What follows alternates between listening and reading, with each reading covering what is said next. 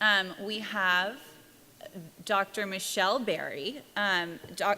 Dr. Berry is the Senior Associate Dean for Global Health and a Professor of Medicine. And she's going to be speaking about the inconvenient truths about global research on women. And they are very inconvenient, I have to say. So come on up. Please welcome her.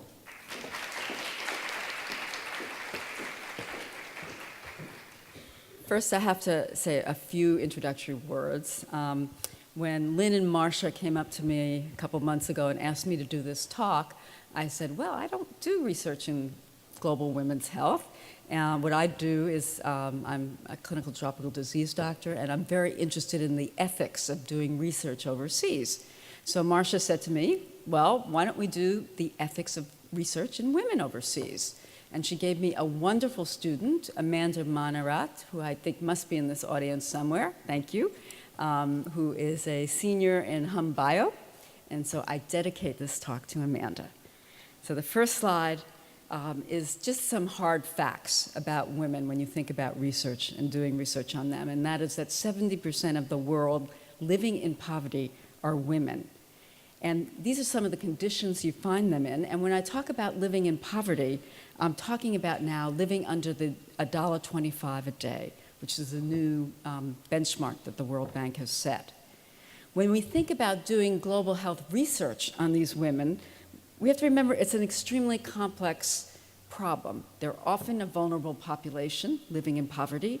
There's often a patriarchal mode of consent for most cultures. Many of them are at childbearing age, and this concept of the phantom fetus comes up, the fact that they're childbearing and shouldn't be put into a study because you might hurt the fetus. We have the issue of sex-trafficked women who are sometimes at highest risk for diseases, but often hard to access. And then we have aging women who are a large demographic in the global South particularly that are not studied. Not that they're so well studied here either. What I'd like to do in the outline of this talk is to talk to you a little bit about the principles of bioethics and research, and then move on to what I think are really interesting case studies of some inconvenient truths about women and their research done on them. And that is the Guatemala STD trials, the India and Japan HPV demonstrations, the Puerto Rico birth control pill trials, and the Sub-Saharan Africa AZT trials. And then I'll end the talk with a few seconds about gender and research. So just some background about bioethics. Contemporary bioethics was born in scandal and raised in protectionism, which is, I think, a great quote from Carol Levine, if anybody knows her. And really the first to develop contemporary research ethics really occurred after World War II with the Nuremberg Code, which was really the first time the World Assembly expressed really rules about experimental trials. We had a flurry of interest in writing new rules after we had the Tuskegee Syphilis study, which, as all of you know, was a cohort of 400 men who were watched with syphilis for over 40 years, even after penicillin became available until a whistleblower came out in 1972. What many of us don't know is that during these Tuskegee studies, there was concurrent studies going on in Guatemala, our own little Tuskegee, that our public health group was doing. And this was uncovered recently by a woman that I actually invited here a year ago to speak, Susan Reverby, who's a historian at Wellesley. And what she found while she was looking at some archives, and actually it was in the University of Pittsburgh, this paper fell out. And she found out all these studies being done by John Cutler in the US Public Health Service, where he was obtaining information to see if penicillin prophylaxis could prevent gonorrhea, syphilis, or chancroid. And what he did was take sex workers in Guatemala, pay them to go to the prisons and have sex, and inoculated them with syphilis or gonorrhea to make sure that they were infectious, and then give them penicillin to see if it prevented the transmission. Susan Reverby uncovered these archives, and in 2010, President Obama made an official apology, an example of women and research. I think it's an example that brings us back to what I think and not only myself, but really are the fundamental principles of research bioethics. That is one, respect for persons, and that really revolves around informed consent, that there should be no deception. The second is beneficence, that research should have a greater benefit than risk. The concept of justice, that there should be no exploitative procedures and that there should be fair distribution of benefits. And lastly, non-maleficence, which is basically do no harm. When we talk about doing that research in a developing country setting, I think we need to just take pause and think about the cultural settings that you're going into. And I think the CIOMS is an organization that has thought a lot about how to apply ethical principles set in the Helsinki and Belmont to really developing countries with different cultural approaches. And some of those aspects really address informed consent, needing to respect the cultural values, whether you need a community consent along with an individual consent, a local IRB, that IRB is the word for Institutional Review Board, should be placed as well as an external review board, and that there should be community participation and benefit to the community.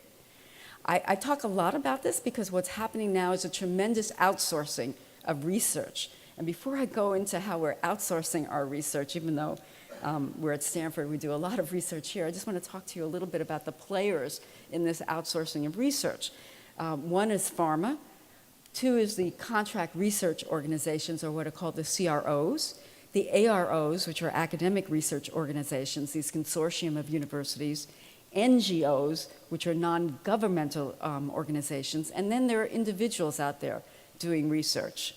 And there's a wonderful article in the New England Journal that shows you, goes through some of the statistics of just looking at the 20 largest pharma phase 3, that means when you're actually working with people, from 1995 to 2005, 55% of those studies were done outside the US, and that the number of these trials has really doubled in the last 10 years. 90% of the clinical studies in China had absolutely no ethical review, and many studies of diseases had no applicability to actually the country's burden of disease. So there are tremendous ethical scientific implications of that globalization. And when it comes to women, I just threw up an example about the HPV vaccine trial, where this is a recent trial actually, where many women were young girls, and apropos of Ruth's talk, these are vulnerable often, adolescents and actually younger than that, recruited from tribal populations where consent was improperly obtained, and PATH, which was running the study, remember I talked about NGO, PATH is an NGO, was criticized for actually following, ironically, the local ethical guidelines there, which really had very poor consent that was really following that. This had ramifications, and I don't know if anybody's been following the story in Japan, where all the Japanese, well, I would say almost 2/3 of the Japanese young girls are refusing HPV vaccination because of a trial that was done there inappropriately, with inappropriate consent and some side effects. So that we need to think about how we go about vaccination. And I think we need to think of the history of how we've done research on women overseas, and it really starts, I think, with the Puerto Rico oral contraceptive pill research trials. And Puerto Rico is where the birth control pill really started. And I think it's a great history. If you're interested, PBS has actually done you can go online and read about it. But Gregory Pincus was really an American biologist and researcher in Boston who developed the contraceptive pill. And John Rock, who's on your right, was an OBGYN physician in Boston. And basically, I'm sorry, I went too fast. John Rock he really experimented on 50 women in Boston. He gave them the progesterone pill and told them it was for fertility testing.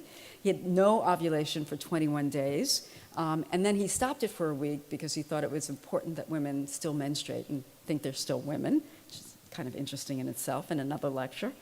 And that really large numbers were needed for FDA approval. So they went on and actually did the first studies in Puerto Rico in a slum in El Fanguito, where there are 67 birth control clinics. This was an area where he didn't have to worry about the law with birth control, and the women targeted were low socioeconomic working class women. These were large-scale studies. Up to 20,000 women participated, not only in Puerto Rico, but he also set up some full-scale trials in Haiti and in Mexico City. And there was no mention of experimentation to the women in Puerto Rico, Haiti, or even those 50 women in Boston. What eventually came out of that was Enovid, which has a hormonal dose about 100 times greater than pills today. So really, I don't think there's been any good long-term follow-up with that high-dose progestin birth control pill. I'm going to switch over to more recent research overseas, and I'm going to bring you up to date with the HIV and research with women. And I think the most, controversial study done was the AIDS Clinical Trials Group 076 study that was done in US and France. Well, first of all, this is a great study. This is the study that first showed that AZT could prevent mother-to-child transmission. And they actually gave women in their third trimester AZT, and they gave a little bit to infants in the next 6 weeks, and it dramatically reduced transmission from 25 to 8%. So that was wonderful, except then, many months later, they started ACTG-76 in sub-Saharan Africa. And they started it with placebo trials with different regimens or different dosing of AZT, because AZT was too expensive for those particular countries. They tried to see if less dosing of AZT would work. Some people had the hypothesis that high doses of immunoglobulin or vitamin A would work. So there were several studies that started up placebo trials. And in fact, 17,000 pregnant women, and this was NIH funded, actually were enrolled in placebo trials with not the amount of AZT that we knew worked from the American and France studies. It was a cheaper alternative. It was very much lobbied by overseas researchers. I was actually on a debate panel about this, where Dr. Kuvadia from South Africa, who I have a tremendous respect for, debated very vociferously for a trial that could actually look at a cheaper alternative. Consent was obtained with local and US IRB involvement. So the questions that came up is some treatment better than none, giving lower doses or just one arm of AZT? Was this coercive? Did women in Africa sign up just to get on some AZT? Is this ethically sound to be doing these kind of trials, or is this really a double standard? Because we wouldn't have ever done low AZT in the United States. And should the needs of the local country, this is a hard last question for me, but should the needs of the local country permit trials that are not ethical to be done, that are not ethical in the US to be done in their country? Should they have the say of the land? Well, this created a lot of controversy, and I give a lot of credit to Peter Lurie and Sid Wolf, who are these kind of watchdogs. They run citizens' rights. And they came out with a very interesting article in the New England Journal, which basically came out very strongly that it's unethical to have a placebo arm once therapy is proven, and that if you were going to look at these AZT placebo, why not take a regular AZT dose and pit it against immunoglobulin, or pit it against vitamin A, or pit it against a lower dose of AZT? So I think you'll see the following studies after this big controversy took that into consideration. I think we didn't always take things into consideration. We didn't even do research before we put pills out there for women. And I think many of you, well, some of you were probably around during the thalidomide days, where thalidomide was actually was prevalently sold in Germany particularly, and Europe as a sedative, and as also an anti-nausea pill for women in early pregnancy. And it was one woman in the FDA who said, no, not yet here in the US, so we did not have this. But this did actually incur an amendment to the FDA Cosmetic Act, which said that drugs need to be proven safe and effective for FDA approval, that there should be no experimentation without full consent, and that adverse effects need to be monitored before a drug can be released. But it was very interesting that that was released with women as the subjects. And the last set that I want to talk about is research, just general research in women. More women die of cardiovascular diseases than men. I don't know if everybody in this audience knows that. Yet research studies on cardiovascular disease have only enrolled about 30% of women over the last 15 years. More interesting to me also is of the last 10 drugs withdrawn from the General Accounting Office, 8 were due to adverse effects in women. And now you might ask, why does this happen? Well, I think it happens, and I don't know if anyone saw the New York Times article, but I was shocked about this. I had read an article prior to this called Title IX for Basic Science, and I had no idea that most experiments done in basic science labs are done on mice, but they're always done on male mice. And the reason they're done on male mice is researchers don't want to bother with the estrus cycles. I mean, little do they know, many of us bother with estrus cycles, but they didn't want to use that. Nobody uses female mice because it ruins their experimentation. And then, interestingly enough, most of the cell culture data is done on XY cells. So it's not surprising that the NIH just recently, and this is from May 14th in the New York Times, that labs have been told that now in order to get federal funding for phase 1 and phase 2 testing, you will need to deal with those female mice. So an interesting thing. So in summary, there is a history of many exploitative trials with women in research. Thank you, Marcia, for making me look into this. There have definitely been introduction of unstudied drugs to women.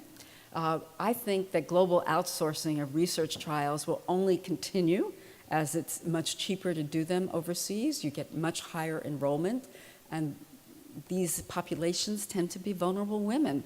So what do? And I would argue, being a feminist also, we also need to, so we have the one role that we need to have studies on women, and yet we want to protect women in these studies. So how do we do that? So I'd like to paint the picture, but I'd like to give you some ideas of how we can prevent that. And I think we need strong local IRB, and since local meaning overseas, and there's no reason that that can't be taught well, that's institutional review. I think we got to go back to our Helsinki, Belmont, and CIOMS, and we need to redo those guidelines, and I'm very happy to say Helsinki this year changed their placebo ruling and said, and actually came out very strongly against placebos ever being used unless it has to be. And you can look at the details of when you can use placebos. I think we need to do a better job of, and I know they're stressed out at the FDA. I have a lot of respect for Margaret Hamburg, but we need to have better FDA monitoring of overseas trials by the players out there. They're very diverse players. Someone needs to get control of that. And I'll come back to what I do, which is I hope that we train the next generation of global scientists to be ethically and socially responsible. And so here at Stanford, we have set up awards and support for medical students for global health research. We have junior faculty that we're now able to globalize their research through Johnson & Johnson Scholars Program, the Mary Duke Biddle Scholars Program. We have a Global Health Equities program which can get our faculty out. And we're really trying to introduce disruptive technology solutions to global health problems. But I'm going to end with what we're trying to do also. Before any of these kids go out, we make it a requirement to actually, we started the first ethics-based web course that all of them need to go. This is open access, open to any university, so if any of you are affiliated with other universities, I highly suggest, well, I don't suggest, take a look at it and see what you think. But I think that's an important part of our job as educators. So thank you very much for listening.